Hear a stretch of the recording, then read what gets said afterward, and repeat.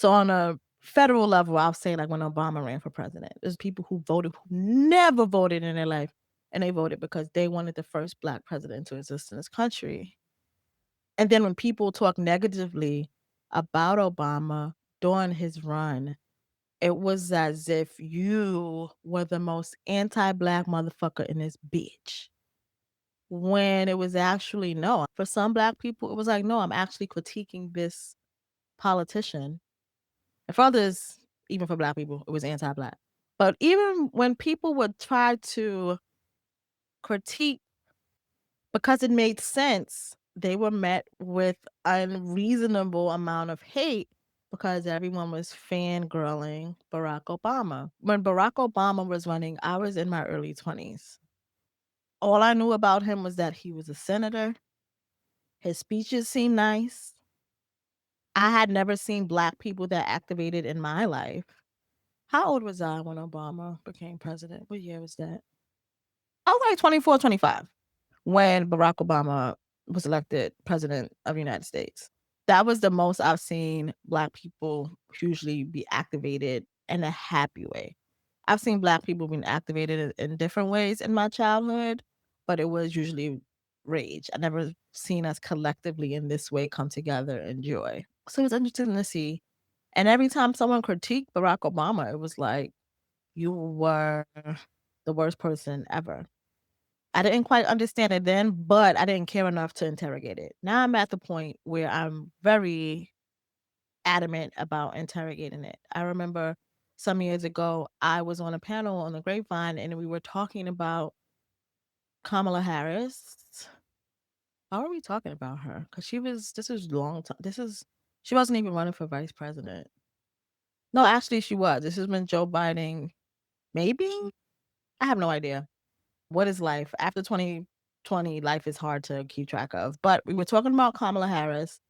I can't look back and see because those videos have been removed.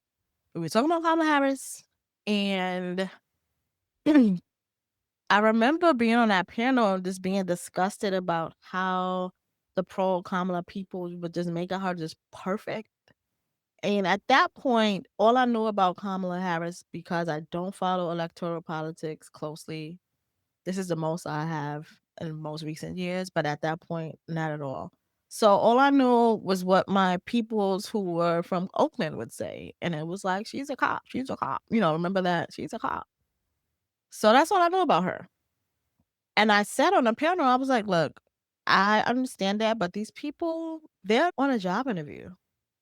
They are supposed to work for us. And I don't understand why people are standing politicians. And I remember when I said it on that panel, people's eyes kind of like opened up because I don't even think they realized that's what they was doing. But like, why are we standing these motherfuckers? Like, no, they need to be critiqued and poked at and all of that because they are signing up to do a job, right? And we want to see if they can do the job, right? So that was the first time that I've kind of like publicly said that. And then what made me wanna bring this up again was because of what's happening currently with the critiques of Kamala Harris promoting her book. And I understand that for a lot of Black people, it was an amazing victory for her to become the first Black vice president.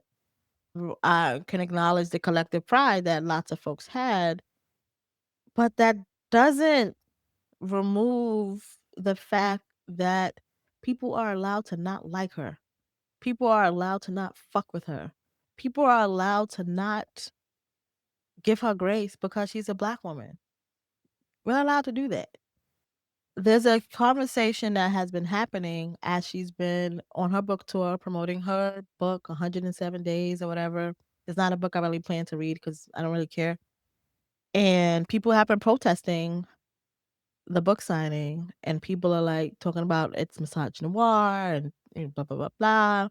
Why are these people paying all this money for a ticket to protest her? What people are missing is that every former president has folks who are anti them, and no matter what, make it vocal that they are anti them. This is not something new. We are just paying attention to it because she is a Black woman and we pay attention to Black people. And I think it's a part of the stand culture of these politicians that make many people say certain people shouldn't be treated that way. Now, does Kamala Harris experience misogynoir? Hell the fuck yeah. Of course. But I don't think every instance of not fucking with Kamala Harris is misogynoir. She was the vice president and then ran for president of the United States, a corrupt superpower, imperialist fucking nation. You think she's not gonna have haters? The fuck?